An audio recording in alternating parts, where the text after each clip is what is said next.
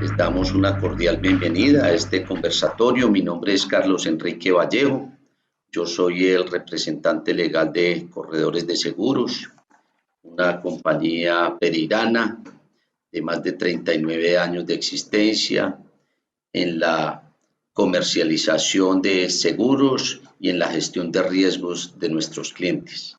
En el día de hoy nos complace poner a disposición de todos ustedes el conversatorio de riesgo informático y de ciberseguridad de manos de un verdadero experto, Juan Carlos Reyes, a quien conocemos desde hace muchos años como tal. Vale la pena que le saquemos provecho a este conversatorio y ahora sí quedamos en manos de Juliana Vega Gómez, la gerente comercial de la compañía, que nos va a contar de la trayectoria de Juan Carlos y ya empezamos el conversatorio. Un placer y nuevamente bienvenidos y gracias por haber venido. Bueno, muy buenos días para todos, un placer nos estén acompañando. Para mí es un gusto presentarles a Juan Carlos Reyes, representante de nuestra empresa aliada para el eje cafetero Antifraude. Él cuenta con más de 18 años de experiencia en temas relacionados con ciberseguridad. Ha realizado numerosas investigaciones de fraude informático, principalmente para compañías del sector bancario e industrial, y adicionalmente es el único delegado colombiano del Instituto Latinoamericano de Calidad como experto técnico para el Comité SC27 de ISO, que mantiene y modifica las normas de riesgos, respuesta a incidentes y computación forense. Así que para nosotros es un orgullo tenerlo a él como invitado en este conversatorio y como aliado, y esperamos le saquen el mejor provecho posible. Hola, muy buenos días para todos. Es un honor para mí poder compartir el día de hoy con este auditorio tan extenso. Tenemos una muy buena participación el día de hoy, eso me gusta muchísimo porque siempre es bueno hablar de estos temas de ciberseguridad. Sí, gracias por la presentación, Juliana, gracias por la invitación a todo el equipo de Corredores de Seguros. Efectivamente estamos trabajando en conjunto con estos temas de ciberseguridad desde nuestra compañía Antifraude, precisamente para poder ayudarle a todas las personas que conocemos, a todas las empresas cercanas y no cercanas con estos temas de ciberseguridad que se han vuelto pues tan relevantes hoy en día.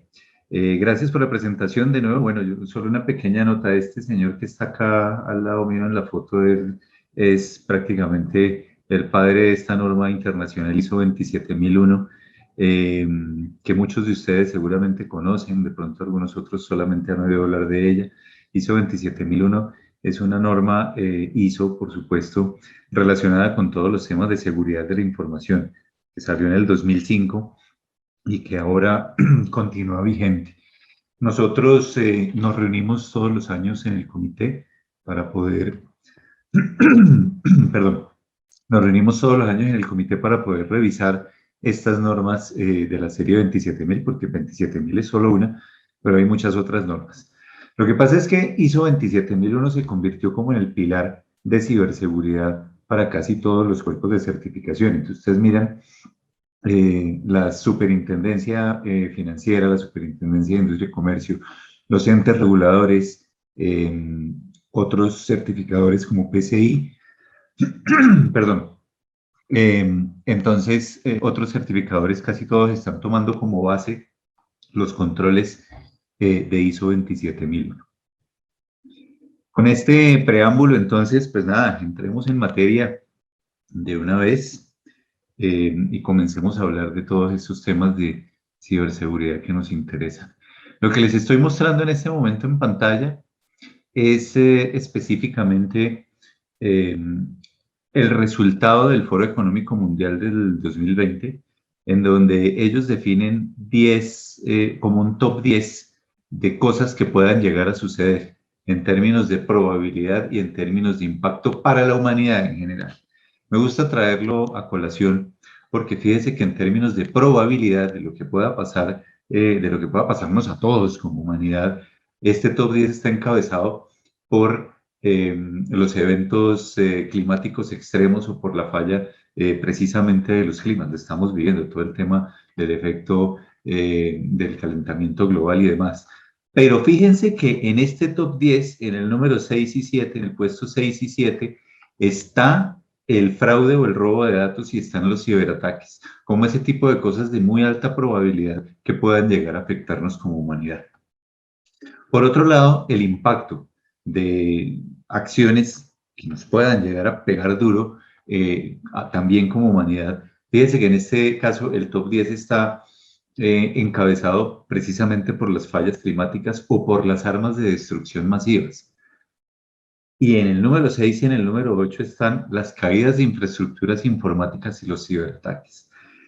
Esto envía un mensaje muy poderoso a la humanidad, que tiene todo el sentido.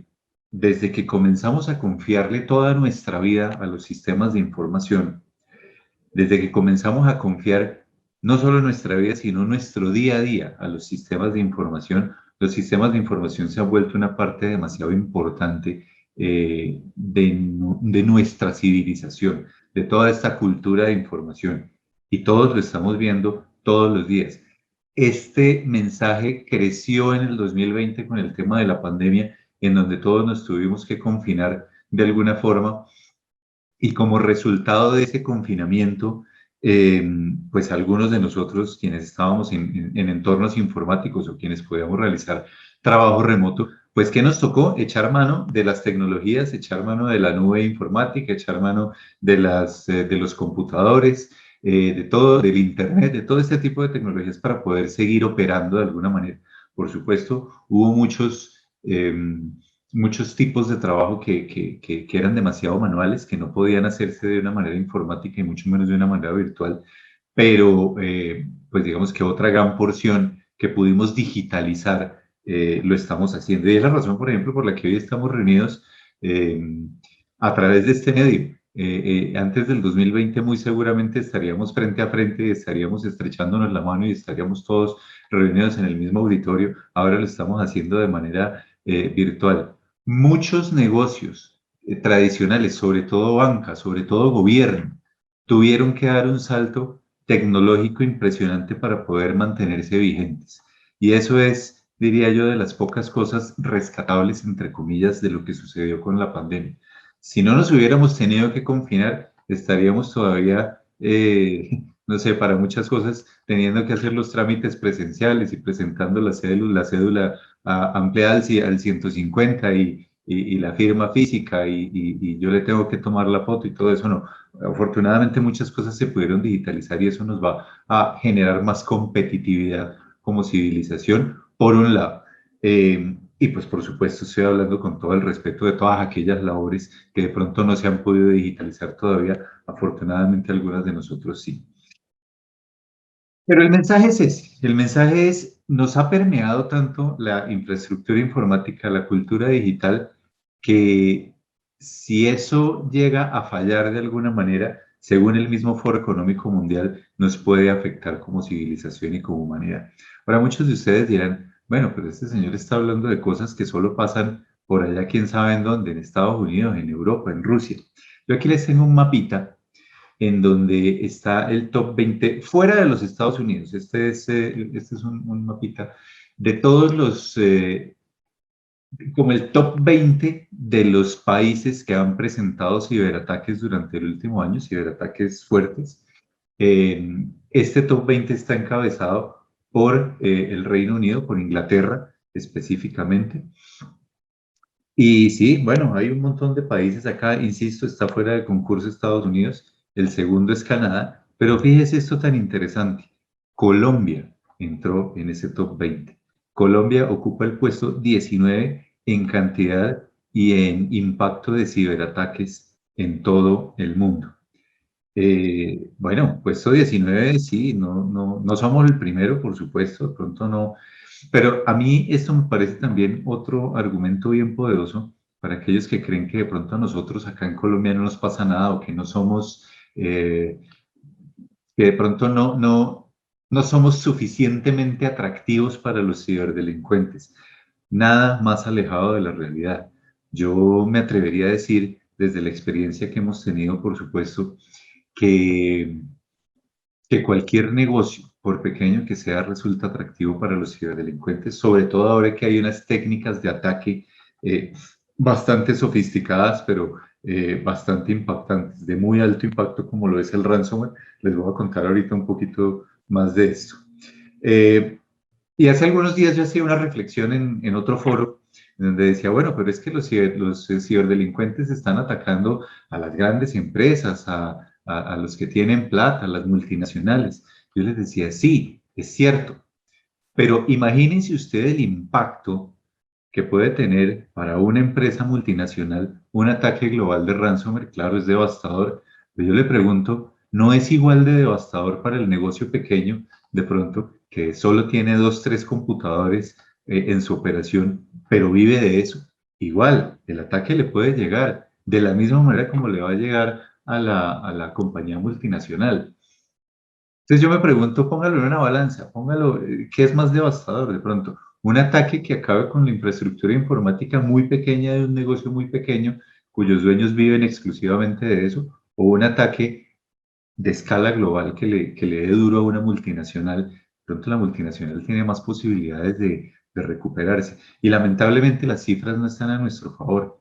Lamentablemente nosotros sí hemos comenzado a ver que hay un porcentaje mucho más alto, rondando entre el 66 y el 70% más o menos, de los ataques informáticos están orientados a la pequeña y mediana empresa. ¿Y esto por qué? Porque básicamente los ataques informáticos son una industria demasiado lucrativa para los ciberdelincuentes, y para ser demasiado lucrativa implica que estén pensando en volumen. Entonces, si lo ponemos, si volteamos un poco el argumento y decimos, tenemos cuántas compañías multinacionales en el mundo. Bueno, yo no sé la cifra, pero estoy seguro que pueden estar rondando más o menos entre el 10 y el 15% de las compañías alrededor del mundo, porque el resto son compañías pequeñas y medianas. Y no es una situación exclusivamente colombiana, es una situación en general, generalizada en todo nuestro planeta. Entonces, piénselo de esta manera. Piénselo en términos de estamos en ese top 20, piénselo en que estamos efectivamente recibiendo muchísimos ataques cibernéticos en nuestro país. Y bueno, y por otro lado también, otra creencia popular es que acá no hay talento para eso. Acá hay hackers muy buenos en Colombia, y también hay ciberdelincuentes reconocidos. Y hay que hacer esa diferenciación. Los medios de comunicación nos han llevado a pensar que el hacker es el ciberdelincuente, y eso no es así. El hacker es el estudioso, el hacker es el que quiere, el curioso, el hacker es el que quiere conocer más, en este caso de la tecnología.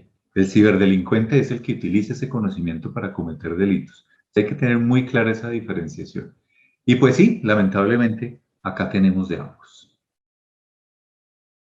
¿Cuáles son las principales áreas de preocupación, diría yo, o áreas en las que nos deberíamos enfocar cuando estamos pensando en términos de ciberseguridad, o cuáles son las amenazas, digamos, emergentes que hemos comenzado a ver, sobre todo, y es que aquí hay que marcar un antes y un después de la pandemia, ¿no? Antes el escenario informático, antes de la pandemia, antes del 2020, era uno muy diferente al escenario informático que tenemos hoy en día, en donde como les decía desde el principio, nos digitalizamos mucho más. Llevamos a cabo una transformación digital mucho más profunda. Pero antes de continuar, quiero hacerles un pequeño mensaje y una invitación a todos. Los participantes, nosotros no vamos a abrir preguntas en vivo, pero sí quiero que cualquier cosa que ustedes nos quieran preguntar, nos la escriban a través del chat.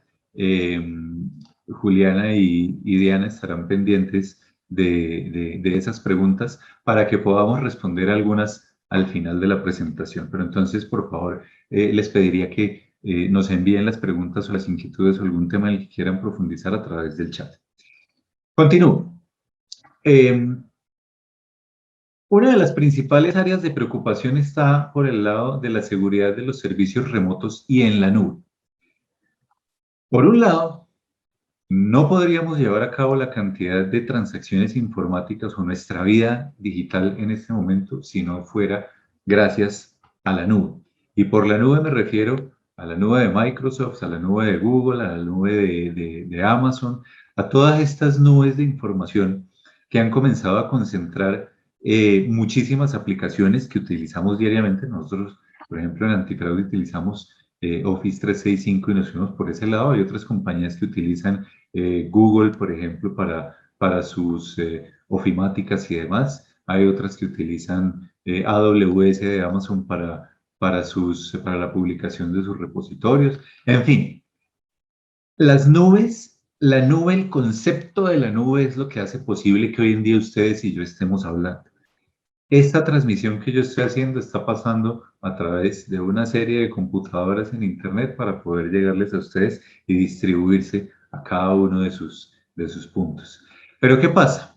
Al ser las nubes concentradoras de información corporativa principalmente, que igual hay nubes que utilizamos de tipo personal, hay nubes que utilizamos de tipo corporativo, al ser una concentración de data, está llamándole mucho la atención a los ciberdelincuentes. Eso quiere decir que, y lo hemos visto ya en ataques altísimamente sofisticados, a los cuales afortunadamente las nubes han podido responder de una manera adecuada, hemos visto ya ataques ya no directamente hacia nosotros, estoy hablando de ataques sofisticados tecnológicamente, ya no directamente hacia nuestra información, la que tenemos usted y yo, sino hacia esos computadores concentradores de toda la información corporativa y personal que se llaman las nubes. Entonces, es un área de interés para los cibercriminales. Ah, pero eso quiere decir entonces que ya no nos están atacando a nosotros. Nada más alejado de la realidad tampoco. El phishing, que es una de las técnicas de ataque de ingeniería social que nos afecta a nosotros como personas, ha evolucionado de una manera impresionante. ¿Qué es el phishing? Muchos de ustedes habrán recibido correos de esos que evidentemente son fraudulentos, en donde les dicen, si no entra a este sitio web en las siguientes 48 horas, le vamos a borrar su cuenta, o en donde correos que le dicen a usted, debe pagar una fotomulta y haga clic en el adjunto para poder ver su fotomulta y todo este tipo de correos que intentan suplantar entidades, sobre todo gubernamentales o financieras, para hacerlo caer a usted en un error. ¿De qué? O de entregar sus datos o de hacer doble clic en un archivo adjunto que le va a explotar un virus en su computador. Eso es el phishing, en pocas palabras. Y el phishing se volvió un tema de preocupación, especialmente durante la pandemia, y tiene todo el sentido. Nos vamos todos de confinamiento, nos vamos todos a trabajar a la casa, cortamos muchísimo las relaciones humanas, físicas, personales, de persona a persona, para comenzar una serie de relaciones a través de medios informáticos. Entonces, pues digamos que nuestra visión se limita a lo que podamos ver a través del Internet y a través de los correos electrónicos. Y los ciberdelincuentes sí que aprovecharon eso. ¿Lo aprovecharon en qué sentido? En el sentido de comenzar a suplantar, por ejemplo, entidades, sobre todo de salud, diciéndoles que ustedes debían registrarse, no sé, para acceder a algún tipo de beneficio del gobierno o a la vacuna o a lo que fuera, pero eran correos realmente falsos tratando de suplantar a entidades de gobierno o entidades financieras, como les decía originalmente. Entonces el phishing también ha evolucionado, pero fíjense cómo se van abriendo esos dos mundos. Ataques altísimamente sofisticados hacia los repositorios de información que tienen las grandes compañías en sus nubes, ataques de ingeniería social de modo phishing hacia nosotros como usuarios de la tecnología. Y hay un punto en común entre estas dos, son los dispositivos móviles. Nosotros hoy en día tenemos casi que toda nuestra vida en un celular, en un dispositivo móvil. Los ciberdelincuentes también lo saben. Y entonces cuando estamos hablando de los ciberdelincuentes que quieren vulnerar o que quieren acceder a nuestra información de alguna forma, pues ¿cuál es la forma más fácil, o la más lógica, diría yo, de tratar de acercarse a través de nuestros dispositivos móviles. Entonces, ¿qué está pasando? En los dispositivos móviles comenzamos a ver fraudes a través de WhatsApp, por ejemplo, a través de mensajes de texto, esos mensajes típicos de que te has ganado alguna lotería que nunca compraste, pero tienes que hacer clic aquí para reclamarla. Mensajes fraudulentos, pero es solo una cara de la moneda de los dispositivos móviles.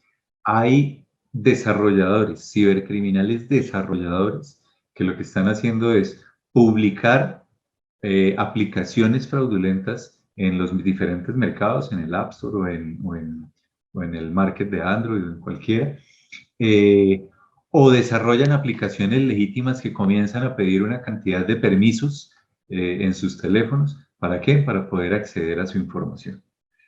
Entonces, ¿cuál es el vector de ataque ahí? Normalmente, no sé, hay personas que le prestan su teléfono a los niños, a los más pequeñitos, para que jueguen, lo que sea. Y los niños son felices descargando juegos sin tener el control de qué permiso le están dando a los juegos. Entonces, descargan un jueguito, no sé, algún patico que tiene que subir unas escaleras y el jueguito les dice, pero necesito acceso a los contactos, necesito acceso a la cámara, necesito acceso al almacenamiento, necesito poder hacer y recibir llamadas, necesito poder abrir el micrófono, necesito poder... ¿Y qué pasa? Pues que normalmente le dan que sí, sí a todo. Yo quiero es jugar, a mí no me pida permiso, que yo quiero es jugar. Ese es un vector de ataque muy poderoso. Los juegos infantiles para los dispositivos móviles son un vector de ataque poderosísimo para los ciberdelincuentes. Mucho cuidado con los permisos que le damos a las aplicaciones en nuestros dispositivos móviles. Y finalmente viene otra gran área de preocupación relacionada con el Internet de las cosas. ¿Qué es el Internet de las cosas? Muchos de nosotros tenemos, no sé, un Smart TV conectado a la red de la casa para poder ver el Netflix, el Amazon, el Disney Plus o ese tipo de contenidos. Pues bueno, el hecho de que ese televisor esté conectado a Internet hace que ese televisor sea parte de este universo del Internet de las cosas. Como Internet de las cosas, pues también los ciberdelincuentes se están dando cuenta que es posible decir que la robustez de la seguridad de este tipo de dispositivos puede ser mucho más fácilmente vulnerada, precisamente porque no tienen tantas protecciones como si las tiene un computador, un servidor, un dispositivo móvil, etcétera, etcétera. Entonces, ¿cuál es el problema? Que un ciberdelincuente trata de acceder a los dispositivos a través del Internet de las cosas. Hubo incidentes famosísimos relacionados, por ejemplo, con esas cámaras de videovigilancia que uno podía ver desde el celular. Si no las tenía bien configuradas, pues usted las podía ver, pero cualquiera en Internet podía ver sus cámaras también. Entonces, ese tipo de incidentes ya sobre los elementos que tenemos conectados en nuestra casa o en nuestra oficina hacia Internet también es un área de preocupación bastante importante. Estos son 5 punticos, digamos, como de las principales de hacia dónde se están enfocando hoy en día los ataques de los ciberdelincuentes. Pero para entender esto un poco mejor, nosotros debemos tener en cuenta cómo ha sido la evolución del concepto. Hace más o menos unos 20 años hablábamos de un concepto que era seguridad informática. Como seguridad informática estábamos hablando exclusivamente de la seguridad de los datos en los computadores, por eso informática. Cuando entra en vigencia ISO 27001 en el 2005, el concepto se amplía un poco más hacia un concepto de seguridad de la información, es decir, ya no es solo la información en los medios tecnológicos, sino la información en el medio en que se encuentre, incluso impreso, incluso en nuestras cabezas. Y hoy en día, el concepto de moda, o más bien el concepto más evolucionado, es el concepto de ciberseguridad. Y el concepto de ciberseguridad entra por una razón muy simple, y es que estamos cada vez más conectados en las redes sociales, sobre todo. Es decir, la entrada en el juego de las nubes, la entrada en el juego de las redes sociales, hace que esa línea divisoria que había entre la información corporativa y la información personal, pues prácticamente se pierda. Es decir, hoy en día nosotros no sé, en un perfil de Facebook podemos tener información de tipo personal de lo que hacemos nosotros en nuestra vida personal, pero también ponemos, no, yo trabajo en la empresa X y mi cargo es tal, entonces ahí también hay temas de información ya corporativa. Entonces entra en juego un concepto en el cual la información comienza a ser ubicua, es decir, comienza a tener muchísimas aristas más allá de la clásica orientación de cómo estaba la información en el 2000, entre el 2005 y el 2015 más o menos. Y lo que tenemos ahora es entonces la posibilidad de que esa información que pueda ser de interés para todos, que esa información que pueda ser de interés para todos, ya se encuentra en algún lugar de Internet. Y es simple. Si la ponemos en Facebook, ya está fuera de nuestros dominios. Si la ponemos en redes sociales, ya está fuera de nuestros dominios. Nos toca confiar en las políticas de privacidad, confiar, entre comillas, grande, en las políticas de privacidad de las redes sociales, en las políticas de privacidad del señor Zuckerberg, de Microsoft y de todas las grandes compañías, porque les estamos entregando nuestra información y a eso nos lleva el concepto de ciberseguridad hoy en día. ¿Vale? ¿Y en qué consiste ese reto de la ciberseguridad? Aquí vamos a comenzar a hablar un poco más de eso. Y como les decía, hay un antes y hay un después de la pandemia, ¿verdad? ¿A qué nos enfrentamos nosotros en tiempos de pandemia? Nos enfrentamos a, eh, nos enfrentamos a diferentes cosas. Como les estaba contando hace un rato, ataques de phishing de tipo, sobre todo gubernamental, es decir, suplantación de sitios de gobierno principalmente, y tiene todo el sentido porque era lo que sucedía con todo el tema de la pandemia, es decir, estábamos todos como que no sabíamos qué hacer y al final de cuentas, efectivamente, pues comenzábamos a recibir una cantidad de correos y de cosas, sobre todo de gobierno, sobre todo de entidades financieras, en donde ofrecían un montón de cosas a cambio de ¿qué? A cambio de nuestra información principalmente. Ataques al Internet de las cosas, se los estaba contando hace un rato. El malware y el ransomware, los virus. Esto se ha recrudecido de una manera gigantesca en términos de los virus que nos están entrando a nuestras computadoras y uno en particular, del cual les voy a hablar un poquito más en detalle, que se llama ransomware, que es un tipo de ataque en el cual nosotros recibimos el malware y ese malware nos encripta todos los datos de nuestras computadoras y luego pide un rescate. Esos son ataques de muy alto impacto que le han dado durísimo también, incluso a las grandes corporaciones, tanto a las multinacionales como a los negocios pequeños. Y por volumen, para los ciberdelincuentes resulta más redituable el ransomware los ataques hacia los negocios pequeños que los ataques hacia las compañías grandes.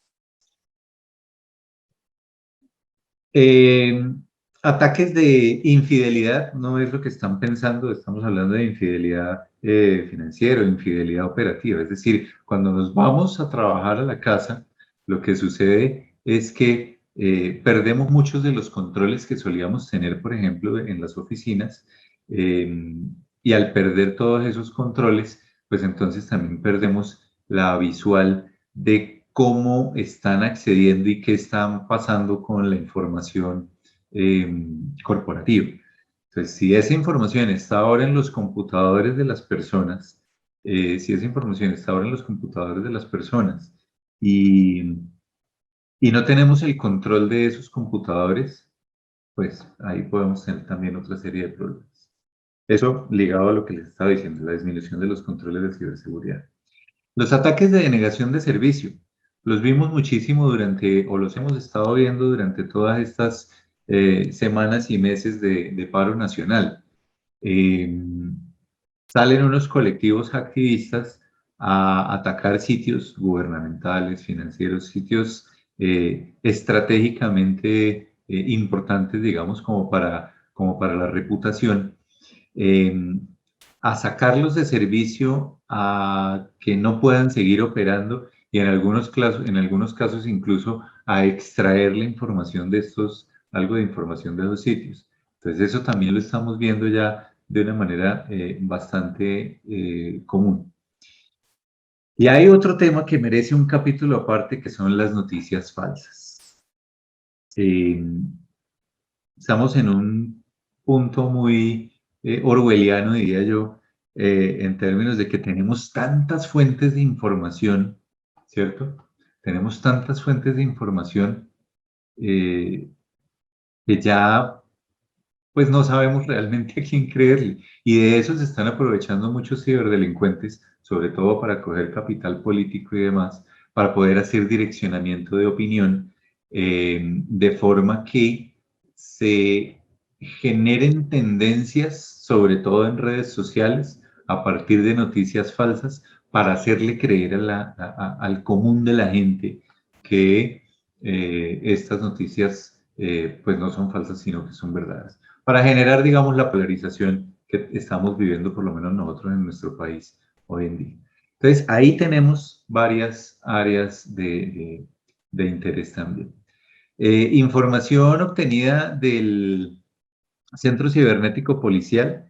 Nosotros en Colombia tenemos una ley que es la 1273, famosa por ser la ley de delitos informáticos, y esta ley tiene tipificados 9 delitos, entre los cuales está el acceso abusivo al sistema informático, la interceptación de datos informáticos, la violación de datos personales, la suplantación de sitios web, la obstaculización ilegítima de un sistema informático, redes de comunicación, el daño informático, el uso de software malicioso, el hurto por medios informáticos y la transferencia no consentida de activos. Pero ¿qué es lo que salta a la vista de esta estadística? Más que entrar a mostrarles cada uno de estos, fíjese, entre el 2019 y el 2020, la suplantación de los sitios web, esos ataques de phishing de los que estábamos hablando, creció en un 358%. Pasó de 951 casos en el 2019 a 4.353 en el 2020. Pero durante el periodo COVID, es decir, un comparativo entre el periodo COVID del 2019 no había COVID, pero entre el mismo periodo del 2019 y el periodo COVID del 2020, implica un crecimiento del 377% en términos de suplantación de sitios web, es decir, en términos del envío de correos fraudulentos, suplantando entidades gubernamentales o financieras para hacer caer en error a las personas.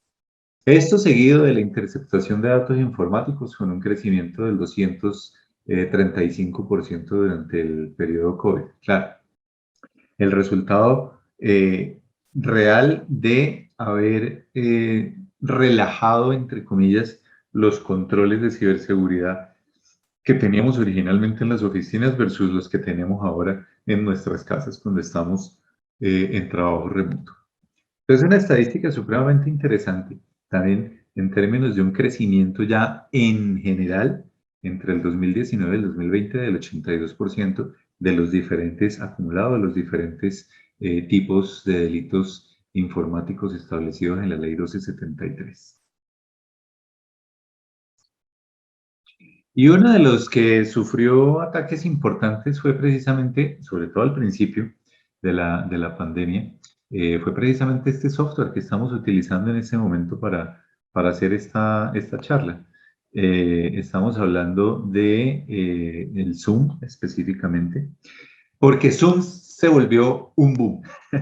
Básicamente comienza la pandemia, comienza el confinamiento y todo el mundo se vuelca hacia Zoom. Teams todavía no estaba completamente desarrollado, Meets no era tan amigable, pero Zoom de repente sale como el rey de las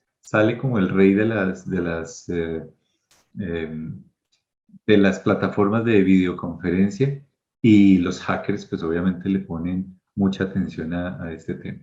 El inesperado éxito de Zoom la convirtió en blanco de los hackers, pero lo positivo es que los fabricantes desarrollaron las actualizaciones necesarias para cerrar las brechas y lo hicieron muy rápido.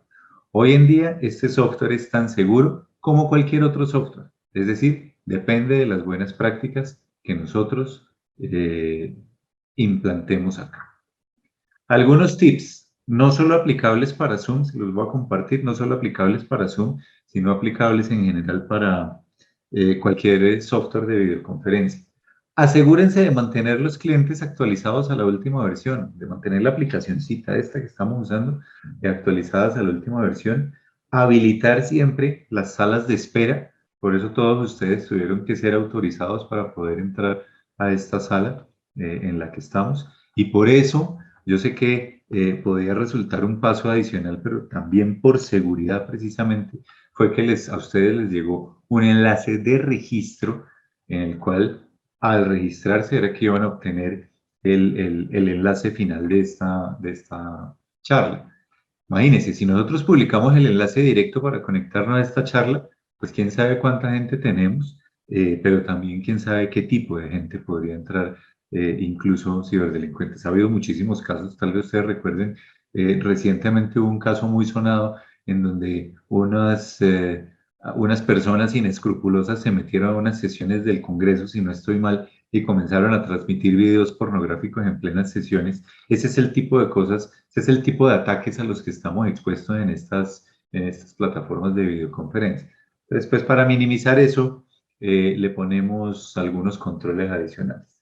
Asignar contraseñas únicas para las reuniones, no distribuir los enlaces públicamente, que era lo que les estaba diciendo.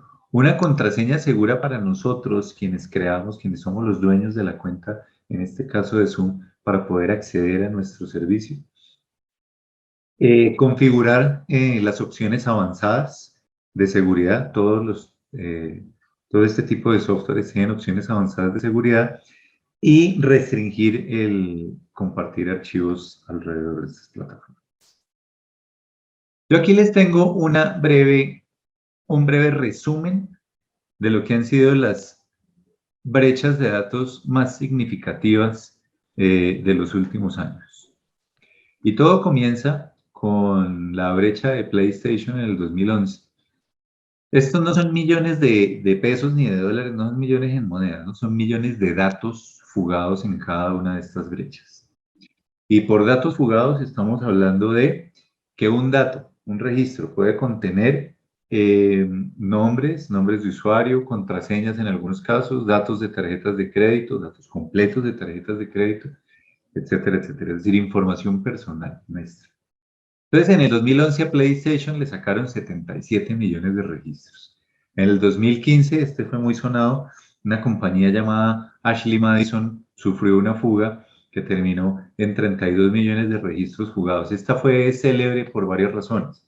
Primero, porque dentro de estos registros sí había datos completos de tarjetas de crédito, exactamente, el nombre, el número completo de la tarjeta, fecha de vencimiento y los códigos de autorización. Estas personas las tenían guardadas y pues este era un sitio realmente de citas en línea, para conocer personas en línea. En el 2014 y nuevamente en el 2017, un total de 3 billones de registros fueron extraídos de Yahoo. Eso casi que lleva pues a la quiebra a este proveedor de servicio. En un principio Yahoo iba muy a la par con Google en términos de búsquedas y demás, pero después de las fugas de datos les fue bastante mal. En el 2017, Uber, 57 millones de registros a nivel mundial. En el 2017 también llegó un ransomware que se llamó WannaCry, que en ese momento no se llevaba los ransomwares, no se llevaban los registros, pero sí afectó, yo creo que es el más grande, el que tenemos registro en la historia, el más grande ataque de ransomware, porque afectó 180 países en paralelo. Es decir, este ransomware se distribuyó y afectó a 180 países en cuestión de días. Entonces, tiene su importancia también. Cam4 es un sitio de modelos webcam. En el 2020 sufrió una brecha en donde se llevaron 11 billones de registros de los usuarios de este servicio. 11 billones. Es una cantidad impresionante de datos. Equifax, una fuga de datos célebre porque Equifax es el buró de crédito, el data crédito norteamericano. De ahí se llevaron 145 millones y medio de registros de usuarios. Facebook también, tristemente célebre, en el 2018 fue el tema de Cambridge Analytica, en el cual se llevaron 50 millones de registros y se dice que la fuga de Cambridge Analytica, que fue una aplicación que desarrollaron para Facebook, fue la que generó todo el direccionamiento de opinión que llevó a la presidencia al señor Donald Trump, dice. Pero en el 2021, hace poquito, fue como en marzo de este año, se llevaron más de 500 millones de registros de Google, de usuarios de Facebook, perdón, de usuarios de Facebook eh, a nivel mundial. ¿Registros de qué? Pues su nombre de usuario. Ahí no había registros tan sensibles, pero estaban sus nombres de usuarios, sus ocupaciones, su teléfono de contacto y demás. En el 2018 y nuevamente en el 2020, Twitter también fue objeto de fugas de información. Y de hecho Twitter tiene una historia interesante porque hubo un ataque muy sonado en el cual un buen día en Twitter personalidades como Elon Musk y Bill Gates comenzaron a publicar que iban a compartir su riqueza. Entonces que si ponían un Bitcoin a una billetera específica, una criptomoneda a una billetera específica, ellos se lo iban a doblar. Y resulta que fue que suplantaron las cuentas, más bien alguien accedió a las cuentas de Bill Gates, de Elon Musk y de varias otras personalidades para poder llevar a cabo cometer ese fraude. Claro, usted entregaba su Bitcoin esperando que le devolvieran dos y pues la verdad era que lo entregaba y no le devolvían nada. Ese ataque alcanzó a levantar, si mal no recuerdo, un poco más de 7 millones de dólares en cuestión de una tarde en bitcoins. Una cadena de hotelera bastante reconocida, Marriott, también en el 2018 con 500 millones de registros embolatados. Y LinkedIn, este año no ha sido el año de LinkedIn. 2 veces en lo que va del 2021 ha sufrido fugas de datos por más de 500 millones de datos de personas, de usuarios de LinkedIn. Entonces, como ustedes ven, el panorama realmente es complejo. Es decir, los temas de ciberseguridad, y aquí aprovecho yo sí para meter la cuña, los temas de ciberseguridad no son temas como estamos acostumbrados a, bueno, pues cuando me pase entonces veo a ver qué hago, o creer que a mí eso no me va a pasar. No, la verdad es que pasa, y la verdad es que le pasa a los grandes, y la verdad es que les va a pasar, les está pasando a los pequeños. Entonces, no nos queda más que tomar una posición proactiva frente a la ciberseguridad de nuestros negocios digitales. ¿En dónde se concentran las principales fuentes de ataques? Más bien, ¿cuáles son los tipos de ataque más redituables para los ciberdelincuentes? Curiosamente, en tiempos de en tiempos de inteligencia artificial, de criptomonedas y de un montón de cosas, los dos principales tipos de ataque son ataques a las personas.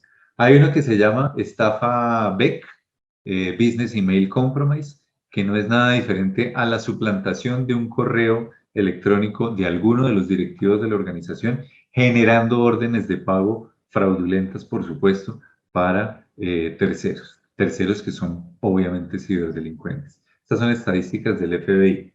En el último año, este tipo de ataques logró recaudar un poco más de 676 millones de dólares en estafas de tipo suplantación de correo electrónico para órdenes de pago. Y la segunda más grande es esta que está acá, con poco más de 211 millones de dólares en fraude, todo lo que tiene que ver con el fraude romántico, con el fraude basado en la confianza, con el fraude basado en esas personas, en donde las víctimas son esas personas que acceden a sitios en Internet para conocer otras personas. Normalmente la mecánica de esos sitios es que usted entra, crea su perfil, de pronto alguien hace match con su perfil, comienzan a hablarse hasta que comienzan a pedirle entonces dinero, no sé, para la hospitalización, para el viaje, para los regalos, para lo que sea. Y como usted cree que se está involucrando en una relación a larga distancia, pues muchas personas entregan ese dinero. El problema es que al final se quedan sin dinero y sin amor. ¿Cómo ha variado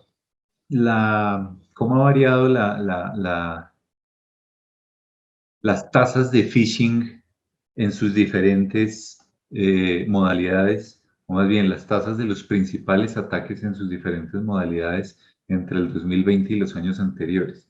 Nuevamente, el phishing, este es un reporte de ACFE de Estados Unidos, nuevamente el phishing con un crecimiento gigantesco durante el 2020, mientras que otros tipos de delitos, otros tipos de fraudes más bien, estilo fraudes en donde o no pago o no me entregan lo que estoy comprando en línea, también ha tenido una variación importante. Las extorsiones motivadas por el ransomware han crecido también en el 2020. Las fugas de datos personales, bueno, esas se mantienen muy estables, pero el robo de identidad también ha crecido en el 2020. Y todo esto tiene una razón única, o más bien, una causa bastante clara: la despersonalización que hemos comenzado a vivir a partir de la pandemia. Es decir, el hecho de que ya no podamos leernos la cara frente a frente, pues genera también es un factor de propagación de muchos de estos tipos de fraude. La despersonalización y el posible anonimato que creen las personas en Internet que pueden llegar a tener. Un par de diapositivas, perdón, para los más técnicos que nos acompañan. Es muy importante entender el modelo de responsabilidad compartida en la nube, porque de esto hemos migrado nosotros a esto en los últimos 5 años. Hace 5 años era muy común encontrar unos sistemas on-premise. Sistemas on-premise es: yo tengo mi servidor, yo soy responsable por toda la operación de mi infraestructura informática. ¿Desde qué? Desde lo físico. Yo soy responsable, yo tengo mi data center en mi edificio, la infraestructura, las comunicaciones, la virtualización, la instalación de sistemas operativos, las aplicaciones que les voy a poner ahí, los datos y el control de acceso de los usuarios y la gestión de identidades. Es clarísimo. Así yo tenga un solo servidor para poder atender toda mi operación, porque soy un negocio pequeño, pues lo tengo aquí al lado, lo tengo, no sé, en la oficina de al lado, lo tengo en un cuartico, lo tengo centros de datos más robustos, o alquilo un centro de datos también, pues mucho más robusto, ya dependiendo del tamaño del negocio. Pero normalmente esto era lo que estábamos acostumbrados a tener que asumir nosotros, toda la carga, todo lo que implicaba la administración informática hasta hace más o menos unos 5 o 7 años. El concepto migró totalmente, y no me voy a enfocar en las dos de la mitad, sino que me voy a ir de una al software as a service. Si han oído hablar del software as a service, pues no es nada diferente a lo que les contaba al principio de la charla. Como software as a service entendido, la utilización del Office 365. Y para que me lo comprendan mucho mejor, hasta hace muchos años, creo que estábamos acostumbrados a que uno veía y que Microsoft decía: voy a sacar el Office 2007 y el Office 2008 y el 2013 y el 2015, bueno, no sé.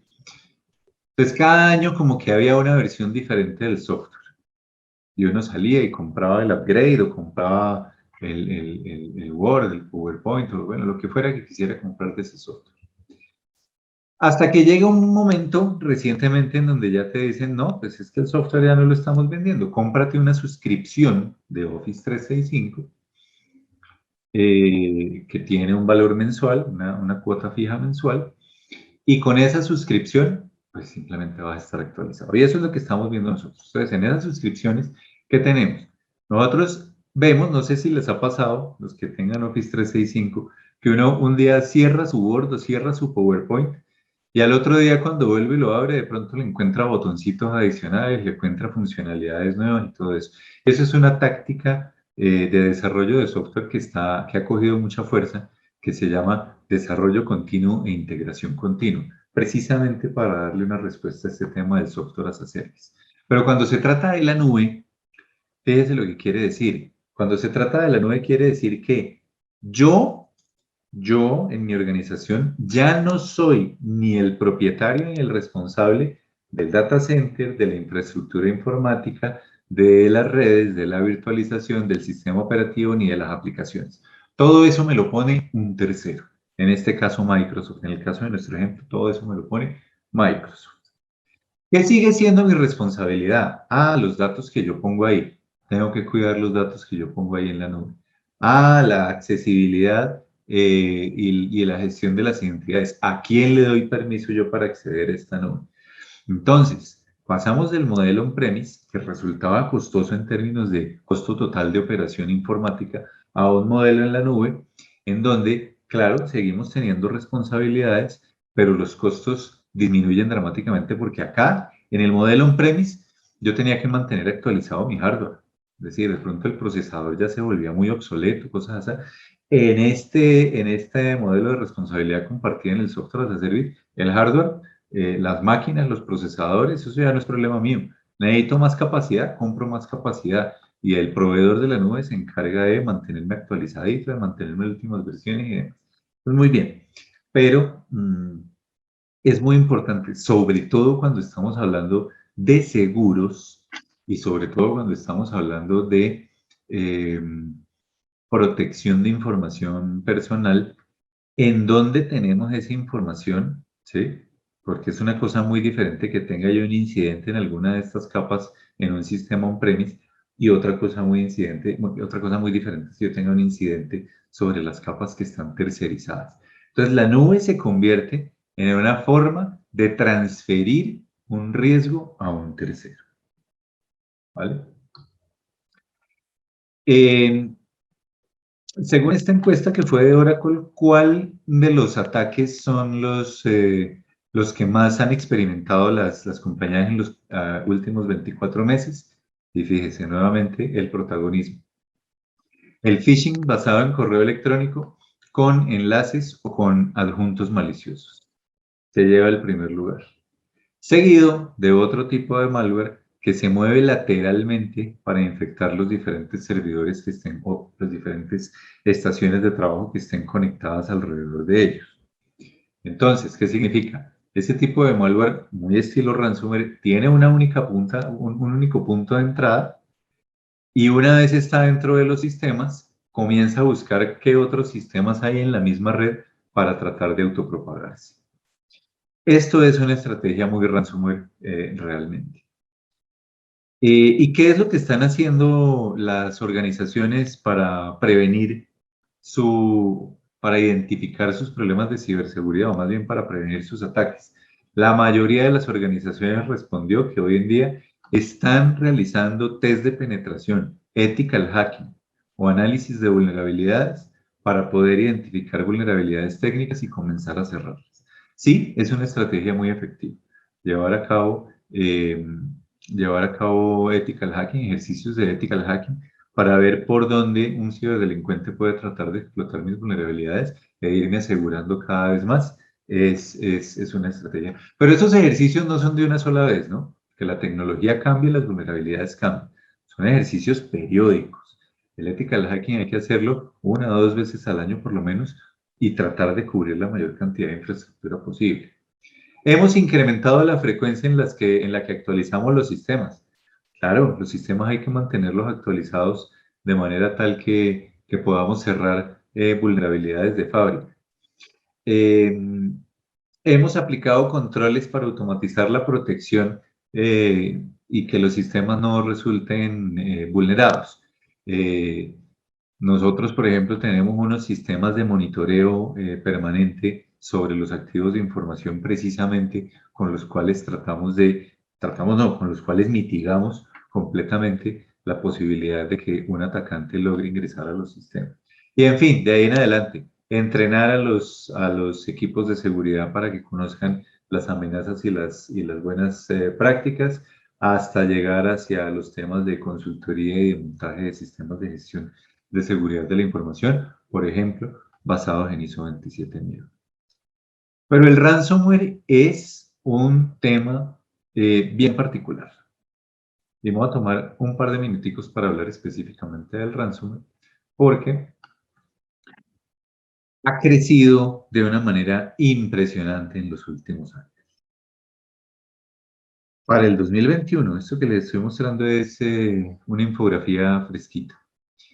El 55% de los pequeños negocios le pagan a los ciberdelincuentes le pagan el rescate de la información. Lo que no significa que se los devuelvan. Miren, hay una tasa de pago bastante alta todavía. ¿Y por qué está esa tasa de pago? Porque, pues, básicamente hay unas protecciones y unos controles demasiado deficientes. Se estima que el costo proyectado del ransomware para el 2021 ascienda hasta los 20 billones de dólares. Billones americanos, es decir, 20.000 millones de dólares para nosotros. Se estima también que el costo del ransomware aumente hasta unas 57 veces el costo original durante los últimos 6 años hasta el finalizar del 2021. También lo hemos visto. En la medida en que más paguen, pues más piden. Entonces los costos de atención de cosas como el ransomware suben cada vez más. El ransomware ataca una compañía cada 14 segundos. Y a mí eso me parece lapidario. 14 segundos, cada 14 segundos hay una compañía atacada por ransomware. Y de esas compañías, nuevamente, el 55% están pagando el rescate.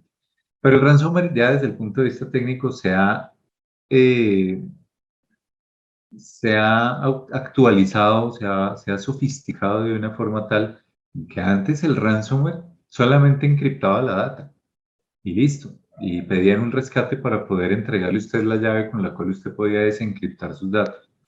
Pero hoy en día el ransomware, las nuevas versiones de ransomware, destruyen los backups, las copias de respaldo, se roban las credenciales, es decir, usuarios y contraseñas de acceso al sistema, exponen públicamente a las víctimas, porque normalmente lo que están haciendo ahora es que los ciberdelincuentes, para demostrar que tuvieron acceso, publican en algún lugar. Si se llevaron 20 millones de registros, publican 500.000 registros en algún lugar y ya queda la brecha consolidada. Fugan la data robada y comienza la amenaza también, no solo al dueño de los datos, sino a los clientes del dueño de los datos. Una especie de bullying estilo, pues mira, es que nosotros obtuvimos la información de tu proveedor y pues el proveedor no quiere pagar y hay información que es suya también, la vamos a publicar. ¿Y cómo es el modus operandi del ransomware normalmente? Pues simplemente llega usted un buen día, abre su computador y se encuentra con una pantalla como esta. Una pantalla como estas, que lo que significa es que usted tiene tanto tiempo para pagar el rescate. Después de ese tiempo, el rescate, el valor del rescate se va a duplicar y después de eso, la información o se va a destruir o se va a filtrar completamente. Ese es el método de presión del ransom. Entonces yo vuelvo a lo que les mencionaba al principio. Será igual de impactante una estrategia de estas a gran escala a una compañía multinacional a una estrategia de estas puesta en un pequeño empresario o en un empresario que ni siquiera tenga que ver con tecnología, ¿cierto? Que depende, digamos que tiene su infraestructura informática básicamente para sus operaciones diarias. Creo que el impacto me atrevería a decir incluso que es mayor del lado del pequeño empresario. Pero bueno, hoy estamos en esto. Realmente nuestra realidad desde el 2020 viene siendo algo como esto. De pronto trabajar desde la casa, incluso desde la cama. No es mi caso en este momento, por supuesto. Con la mascota al lado y demás. Pero entonces, ¿qué significa esto? Que nosotros sí debemos comenzar a tener una serie de precauciones con respecto al cómo vamos a acceder a la información a la que debemos acceder para nuestro uso diario.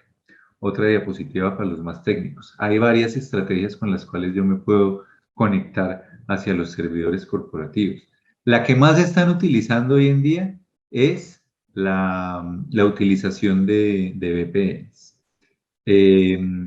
Sin embargo, hay otros que están utilizando el acceso a unas computadoras para compartir el escritorio, los escritorios remotos o directamente a los escritorios remotos de los servidores, o simplemente a través de servidores de aplicaciones en donde realmente nunca entramos del lado de los servidores, sino que simplemente se expone una cierta cantidad de datos hacia el Internet. Un poco más en detalle esto, para los más técnicos, si lo quieren ver, puede estar por el lado de las publicaciones del NIST, especialmente lo que esta norma, digamos que esta recomendación del NIST que es específica para teletrabajo y para clientes remotos. Pero ¿en qué estamos y por dónde podemos empezar? Después de todas estas cosas que hemos visto hasta ahora, ¿por dónde podemos empezar? Pues por lo básico, por lo menos tener antivirus y antimalware en nuestros dispositivos. ¿En todos? Sí, en todos. ¿Incluyendo los celulares? Sí, incluyendo los celulares. Comenzar por ahí, comenzar por una buena solución de antivirus y antimalware que por lo menos me dé una capa de protección adicional. Limitar las cuentas y los privilegios para el acceso remoto de los teletrabajadores.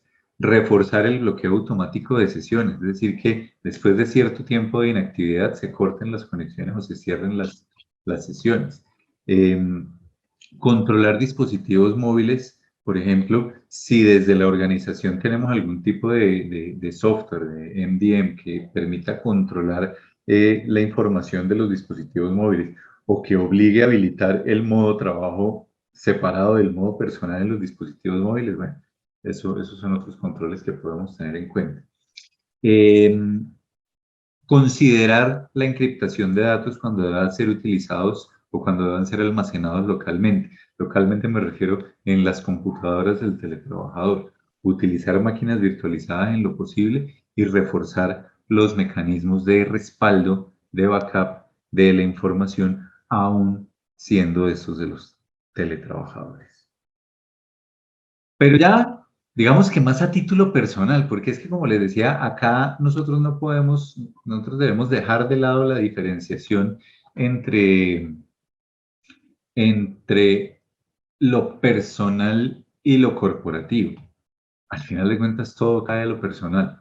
Entonces, hábitos de higiene digital, le he llamado yo a esta sección, con 5 tipsitos muy específicos para que nosotros mismos, a título personal, nos comencemos a proteger de las posibles amenazas que tenemos en el Internet. Primero, sea crítico con todo lo que ve en el Internet, con las redes sociales o incluso con lo que le llega a su correo electrónico. No coma cuento, simplemente sea crítico. ¿Por qué me está llegando un mensaje que me gané la lotería si no... ¿por qué me está llegando un mensaje de que me gané la lotería si no la he comprado? ¿Por qué el gobierno me está ofreciendo un subsidio que yo no he pedido? Y cosas así por el estilo. Sea crítico con todo lo que ve en Internet. Hay muchas personas que ven una noticia con un titular sensacionalista y salen a replicarlo sin siquiera leer el contenido y sin siquiera hacer un fact-check, una verificación de que la noticia sea real. Entonces, seamos críticos con todo lo que vemos en Internet. Evitemos publicar información personal o sensible a través de nuestras computadoras, de nuestras redes informáticas, de nuestras redes sociales y demás. ¿Para qué? Información personal, pues mantengámosla personal. No tiene mucho sentido publicar la foto del niño con el uniforme del colegio parado al frente del carro en donde se le ve la placa mientras está parqueado en la casa en donde se ve claramente la dirección. Eso es lo que utilizan los ciberdelincuentes. ¿Para qué? Para comenzar a hacerles ataques posteriormente. Conozcamos y controlemos toda la tecnología que nos rodea, seamos conscientes de que tenemos un televisor conectado a Internet, una nevera conectada al Internet, una lavadora conectada al Internet, si es que la tenemos, o por lo menos las cámaras que tenemos que están conectadas al Internet. Seamos conscientes de todo lo que tenemos conectado y configurémoslo de manera segura o apliquemos controles de forma tal que no se pueda acceder a ese tipo de dispositivos. Identifiquemos y actuamos sobre las situaciones de riesgo. Si vemos que algo no está bien, si vemos que algo puede convertirse en un riesgo, no solo de pronto para la familia, sino para la oficina, para el trabajo, para las cosas, pues tomemos acción. Es decir, aprendamos cuáles son esas situaciones de riesgo. Por ejemplo, lo que les decía hace un rato, una situación de riesgo es permitirle al menor de la casa que instale cuanto juego se le ocurra en el celular o en la tablet. Esto es una situación de riesgo que requiere algún tipo de acción. Por lo menos control. No estoy diciendo que no se le pueda dejar jugar, pero por lo menos control en términos de qué se puede y qué no se puede hacer. Y genera conciencia sobre la protección de la información. Generar conciencia sobre la protección de la información. Nosotros, las personas, somos la primera línea de defensa frente a cualquier tipo de incidente informático. Entonces nosotros, con nuestras acciones del día a día, facilitamos o se la ponemos difícil al ciberdelincuente. Para ir terminando, ¿en qué estamos? Desde el comité de ISO estamos trabajando en la revisión de las normas ISO 27017 y 27018, que son toda la normatividad relacionada con la seguridad en la nube que utilizó la Superintendencia Financiera de Colombia como base para generar su circular 005. Desde el comité de ISO estamos trabajando en un framework de ciberseguridad que va a ser la serie ISO 27100, que esperamos que la Superintendencia Financiera de Colombia adopte en su circular. Ellos sacaron la circular 007, pero se basa en una norma ISO del 2012. Entonces, esa circular debe ser actualizada frente al framework de ciberseguridad nuevo que publiquemos de ISO. Y justo antes de la pandemia alcanzamos a publicar una norma en la que una guía más bien de buenas prácticas en la que yo tuve la oportunidad de participar activamente, que es la ISO 27102 o la guía de ciberseguros. Entonces, ¿qué tenemos aparte de todo esto? Legislación vigente en Colombia. En la legislación vigente tenemos, primero, la ley 1266 del 2008, que es la de habeas data, la que nos habilitó para poder conocer, actualizar, rectificar y suprimir los datos personales en bases de datos y archivos. En bases de datos de corporaciones, por ejemplo, en una base de datos como la de Datacrédito. Gracias a la ley 1266 de 2008, tenemos la posibilidad de rectificar e incluso solicitar la supresión de los datos almacenados en ese tipo de bases de datos. Más recientemente, en el 2012, la ley 1581, conocida por todos, sufrida por todos, que busca la protección del derecho fundamental de todas las personas a autorizar el tratamiento de la información personal. Mucha gente confunde estas dos cosas y son dos cosas diferentes. La ley 1266 es que yo pueda saber qué hago, qué sucede con mis datos en bases de datos, y la ley 1581, qué va a pasar con mi información personal para poder autorizar o no el uso de mi información personal. Pero todas estas confluyen en esa ley 1273 que les mostraba en algún momento de delito informático, que creó un nuevo bien jurídico tutelado que es la información y los datos, especialmente mi información personal. ¿Eso qué quiere decir? Que así como yo soy propietario de mi vehículo, propietario de mi casa, propietario no sé, de mi oficina y de mi empresa, hoy en día yo soy propietario de mi información. Y así como si alguien hurta o daña mi vehículo, alguien llega a hurtar o dañar mi información, también puedo tomar acciones legales frente a eso. Entonces, este es el marco normativo que tenemos vigente nosotros en este momento. En términos de ciberseguros, específicamente, la ISO 27102 establece dos vertientes principales. Las coberturas relacionadas con responsabilidad civil, es decir, la cobertura que yo como empresario voy a tener en caso de ser víctima de algún tipo de violación o fuga de información y que alguno de mis clientes se me devuelva con algún tipo de acción legal. Eso está por el lado de responsabilidad civil. Y la cobertura y la otra vertiente importante es la de daño o pérdida de los activos de información. Es decir, que si en razón de un ataque informático yo llego a tener algún tipo de afectación en mis activos, entonces voy a poder solicitar la cobertura correspondiente para la restitución del activo informático. Pero hay unas definiciones principales que debemos tener en cuenta que trabajamos en esta guía ISO 27102. Primero, ¿qué es un ciberincidente? Cualquier acto cibernético que produce la pérdida de confidencialidad, integridad y o disponibilidad. Estos son los 3 palabras clave para saber que se trata de temas cyber. Un acto cibernético que produce la pérdida de confidencialidad, integridad o disponibilidad.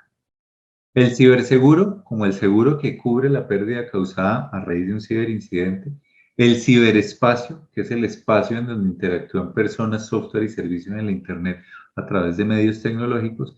Y la asegurabilidad, que es la capacidad de ser asegurados contra pérdida o daño.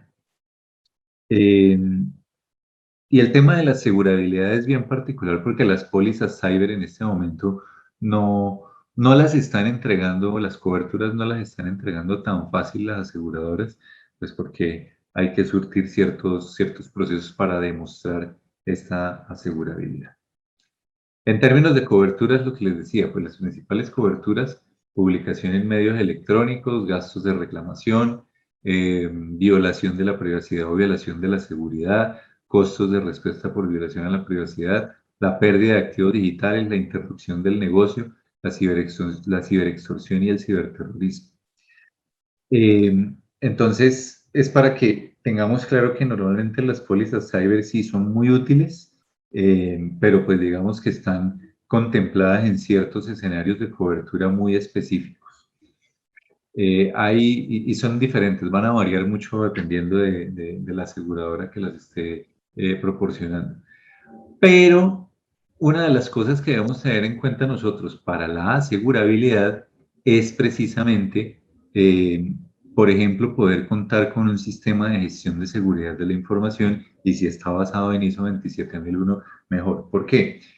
Es importante demostrar que desde nuestro negocio nosotros tenemos la capacidad y la intención de proteger la información y de que en caso de que haya un incidente, tomar las acciones correspondientes. Eso es lo que yo tengo que demostrar en una primera instancia. Entonces, yo necesito demostrar una cierta documentación, que tengo los recursos, las competencias, que hay concientización, que se ha trabajado en toda la parte de documentación de ciberseguridad al interior de la organización. Debo poder demostrar que tengo la realización de análisis y de tratamiento de los riesgos, que tengo identificados los riesgos, que tengo trazados objetivos y planes de protección de ciberseguridad. Debo también demostrar que tengo la planeación operativa y los controles necesarios ya implantados para una protección de primera fase frente a cualquier incidente de ciberseguridad. Tener datos e información de desempeño de mi sistema en términos también de seguridad y tener datos e información de cuáles son las mejoras, acciones correctivas y las oportunidades de mejora que tengo para garantizar que estoy mejorando cíclicamente la protección de mis activos de información. Sé que este tema puede sonar un poco técnico, pero es importante tener en cuenta que las pólizas de ciberseguros requieren un trabajo importante del lado de los potenciales asegurados para garantizar que efectivamente hay un trabajo previo relacionado con la protección de la ciberseguridad. ¿Cuáles son, a grosso modo, las responsabilidades de las partes? Como lo que les digo, desde el asegurado se debe demostrar la proactividad en la protección de seguridad de la información. El asegurado debe definir qué riesgos va a transferir a través de una póliza cyber y el asegurador debe estimar el riesgo, aceptar ese riesgo, establecer precios deducibles y exclusiones para ese riesgo que yo estoy transfiriendo como asegurado. Muy a grosso modo, estas son las responsabilidades de las partes. ¿Qué necesitamos mínimamente para una reclamación? El incidente sucedido, todo el detalle del incidente sucedido, toda la respuesta dada al incidente en una primera instancia por parte del equipo técnico de la organización y la demostración de cuáles fueron los impactos al asegurado y a sus terceras partes conforme con la cobertura para poder llevar a cabo ese proceso de reclamación de una póliza salud. Nosotros tenemos una solución, digamos, dentro de los servicios que estamos proporcionando, que nos quita bastantes dolores de cabeza relacionados con el tema de ciberseguridad. Nosotros tenemos un sistema de monitoreo y atención 7x24, frente a los cuales podemos ver todas las aristas de lo que es un ataque, ver, hacer un monitoreo y un control efectivo de los activos de información de cada uno, verificar que no haya modificaciones en los archivos, hacer análisis de vulnerabilidades recurrentes y permanentes, garantizar que no nos afecte algún tipo de malware, que tenemos la capacidad de dar respuesta y de frenar todas las amenazas que puedan llegar a afectar nuestros activos de información antes de que lleguen a generar algún impacto, y una parte de ingesta de amenazas, de inteligencia de amenazas, de forma tal que al final yo con este servicio puedo saber simplemente si al generarse una nueva amenaza en cualquier lugar del Internet hace un match con el tipo de activos que yo estoy monitoreando, automáticamente puedo generar las acciones proactivas para prevenir que ese ataque no se llegue a dar. Este servicio, pues digamos que está totalmente aparte de todo el tema de pólizas, pero nosotros sí lo estamos garantizando con unas coberturas, con unas garantías más bien, que llegan hasta los $500.000 por diferentes tipos de eventos. Es, digamos, como la garantía que nosotros estamos ofreciendo sobre este servicio de monitoreo 7x24. En caso de que llegue a suceder algún incidente sobre este servicio, entonces nosotros podemos realmente tomar una acción proactiva y ayudarles a cubrir los gastos de recuperación del incidente. Esto era lo que les quería compartir el día de hoy. Nosotros desde Antifraude acompañamos a las empresas, sin importar su tamaño, a transitar de una manera segura a través de todo este camino de la digitalización. Entonces, agradeciéndoles su compañía, vamos a abrir un rato de preguntas. Si quieren, las pueden enviar a través del chat y conversamos un rato entonces para cerrar esta sesión. Muchas gracias, Juan Carlos, por el chat. Si hay dudas, inquietudes, preguntas, alguna inquietud puntual de nuestros participantes. Una pregunta, Juan, ¿qué tipo de coberturas tiene el ciberseguro? Pues como les estaba contando, los ciberseguros normalmente tienen dos grandes tipos de coberturas. En esos dos grandes tipos de coberturas está todo lo que tiene que ver con responsabilidad civil, y como responsabilidad civil es el amparo que pueda llegar yo a tener como tratador de la información de mis clientes, como responsable más bien del tratamiento de la información de mis clientes en caso de que haya una fuga. Es decir, yo ante la ley 1581, frente a la ley 1581, soy responsable de la información que tengo de mis clientes. Y en ese sentido, si algo llega a pasar con esa información, lo que va a suceder es que un tercero puede abrirme un proceso por la responsabilidad civil que yo tengo sobre esa información. Esa es una de las cosas que están cubiertas. Otra de las cosas que está cubiertas, de la otra gran cobertura, es la de pérdida de activos. ¿Qué es pérdida de activos? Suponga usted que a mí me afecta un ransomware, por ejemplo, que me inhabilita mis operaciones.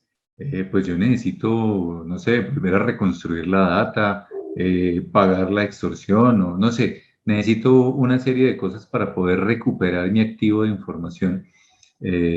Esos son gastos adicionales que normalmente están cubiertos por esa parte de la pérdida de activos. Entonces, en ese sentido, digamos que son como los dos grandes grupos. Hay una serie de detalles en cada uno de ellos. Por supuesto, hay una serie de exclusiones para garantizar que nos mantenemos en el escenario cyber. Por ejemplo, en el caso de pérdida de activos, una exclusión típica es que la pérdida o el daño del activo de información no se haya dado por un funcionario interno de la organización, porque eso ya sería otra póliza totalmente, otra cobertura totalmente independiente que no está dentro de las pólizas cyber. Pero si es por la actuación de un ciberdelincuente, si es por una actuación externa, exclusivamente en el entorno digital, es el tipo de cosas que están cubiertas. Bueno, cabe otro. ¿Exige algún ciberseguro que proteja el buen nombre de la entidad cuando se presenta una materialización de riesgos de ciberseguridad? La respuesta corta es, eso está normalmente contemplado dentro de las pólizas, dentro de la cobertura de responsabilidad civil. Más que proteger el buen nombre, están contemplados, porque lo he visto en algunos clausulados,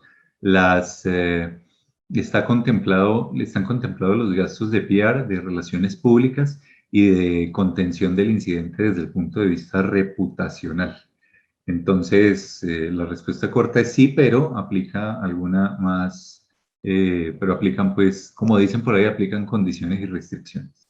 Otra pregunta, ¿cuál es la metodología más adecuada para determinar el valor asegurado de las pólizas cyber? Todas las aseguradoras y todos hemos ido aprendiendo con el tema cyber a lo que va aumentando, a lo que va pasando el tiempo. Entonces, sé que ya hay unas tablas, sé que ya hay unos límites y unos sublímites definidos por tipos de eventos de cada aseguradora, pero es muy dependiente pero la extensión, digamos, de esos límites y de esos sublímites es muy dependiente del tamaño de la organización e indiscutiblemente lo que se tiene en cuenta ahí es la proactividad que tenga la organización, el solicitante, para atender riesgos de ciberseguridad. Es decir, básicamente, un solicitante que en su proposal no demuestre que ya viene trabajando en la prevención de riesgos de ciberseguridad, no va a ser elegible para una póliza de este estilo. Cristian también nos escribe cuál es el monto económico que se puede proteger en el producto que están ofreciendo. Bueno, creo que eso lo respondo con la respuesta anterior del determinar el valor asegurado de las pólizas cyber, pero específicamente haciendo la salvedad de que el producto que nosotros estamos ofreciendo, el monitoreo 7x24 de los activos de información, en ese monitoreo eh, no estamos ofreciendo una póliza de seguro, sino que estamos ofreciendo una garantía desde nuestro lado para que en caso de que un incidente que llegue a afectar alguno de los elementos que nosotros estamos monitoreando, los gastos de reconstrucción de los archivos, de recuperación de los archivos, tienen un límite de hasta $500,000 con los que podemos responder. Veo otra pregunta. En el caso del cumplimiento de tratamiento de datos, cuando mi entidad tiene formalmente a terceros encargados para la gestión de los datos, ¿las pólizas pueden extenderse a esa operación tercerizada? Nuevamente, respuesta corta, sí. Pero eso ya depende de cada asegurador. Yo lo he visto. Yo sé que hay pólizas en donde en la carátula quedan nombrados la organización principal asegurada y también quedan nombrados algunos de los proveedores críticos o algunas de las filiales. Entonces, sí, también es posible que esos terceros encargados de la gestión de datos, que se les pueda extender, mejor dicho, la cobertura cyber a esos terceros. De corredores tenemos una pregunta. Sí, claro. Con relación a los daños y las consecuencias de estos que tienen que ver con los casos recientes de secuestro de información, ese monitoreo ampara o más bien previene en qué porcentaje ese secuestro de información y de esos códigos de acceso. 100%. El producto que nosotros tenemos se basa en un motor de inteligencia artificial y un antivirus de próxima generación que, pues, técnicamente hablando, en lugar de basarse como los antivirus clásicos en firmas, se basa en comportamientos. Entonces, cualquier comportamiento anómalo relacionado con el ransomware es detenido automáticamente y pues precisamente esa es la garantía del servicio que estamos dando. Si llega a suceder algún incidente con alguna de las máquinas monitoreadas, automáticamente se aplica la garantía que nosotros estamos ofreciendo. Entonces, podría decir, hasta ahora no hemos tenido que pagar la primera, entonces podría decir que la cobertura, o más bien que la protección, porque ese es un tema 100% preventivo, es del 100%. Esta es una alternativa muy interesante que existe para el mercado, toda vez que ese tipo de pagos, ese tipo de negociaciones son difíciles de demostrar ante la compañía de seguros. En consecuencia, nos parece que es una excelente herramienta que previene literalmente hacer una negociación informal que tiene normalmente unos finales a veces infelices porque se pierde la plata por este tipo de extorsión. Finalmente, Juan, ¿qué tipo de información deben incluir nuestros clientes, enviar nuestros clientes para que evaluemos cada caso y su costo-beneficio? Bueno, antes un comentario frente a lo que dices, y sí, mi recomendación con todos es, el juego de la ciberseguridad es un juego de prevención. Y al ser un juego de prevención, yo realmente no quiero tener que sufrir las consecuencias del incidente y posterior a sufrir las consecuencias del incidente, pues no quiero tener que meterme en un proceso de investigación, en un proceso de reclamación y demás, que como bien lo mencionas, no siempre no siempre tiene un final feliz. Entonces, lo que nosotros estamos buscando acá es precisamente prevenir, es precisamente que las cosas no sucedan y que no tengamos que llegar a esa instancia para poder de pronto tener un acercamiento un poco más profundo con los participantes que estén interesados en conocer más en detalle de este servicio. No, básicamente lo único que necesitamos es saber un número aproximado de cuántos serían los computadores que quieren involucrar en el servicio.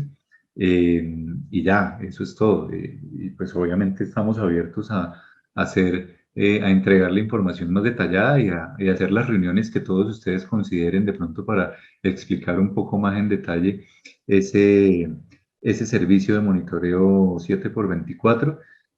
Pero básicamente necesitamos saber la cantidad de la infraestructura, por cuánto tiempo quieren mantener activo el servicio y con eso lo podemos activar muy rápidamente. Juan, gracias. Con mucho gusto. Juan, muchas gracias. Sin embargo, hay una pregunta, una última pregunta.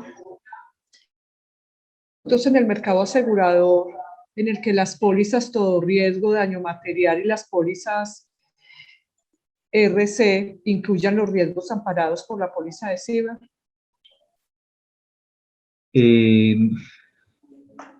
Yo llevo muchos años trabajando con seguros y las pólizas cyber son una evolución de una cobertura viejita que se llamaba cobertura de crimen por computadora hace algunos años, que era aplicable a cierto tipo de pólizas como la AAA y como la D&O y ese tipo de pólizas.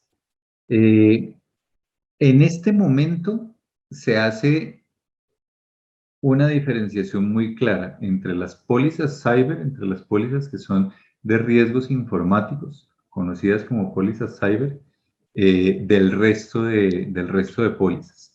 Ahora, es lo que yo conozco. No me atrevería a dar una respuesta contundente frente a eso, porque la verdad, dentro de lo que yo conozco, no existe una que tenga todo absolutamente integrado o no la he visto, para no decir pues tajantemente que no existe. Yo no la he visto, no la conozco, sé que hay una diferenciación muy clara y sé que el tema de pólizas cyber ha tomado un camino bastante independiente. Perfecto, muchas gracias, Juan. Yo creo que sí, No hay más dudas, inquietudes, preguntas. Pues agradecer tu participación, agradecer la participación de invitados, a nuestros clientes, a nuestros empresarios. De verdad que lo que queremos es marcar un diferencial y generar un valor agregado con un tema muy puntual. Gracias, Juan. Bueno, Y muy no, pues buenas tardes yo para para todos. cerrar, muchas gracias y para cerrar también les diría, les agradezco mucho por su tiempo, por habernos acompañado estos minuticos, tanto en Corredores de Seguros como en Antifraude. Nosotros quedamos más que a su disposición frente a cualquier consulta que tengan, y también les deseo a todos una muy feliz resto de día. Muchas gracias para todos y hasta luego. Buen día.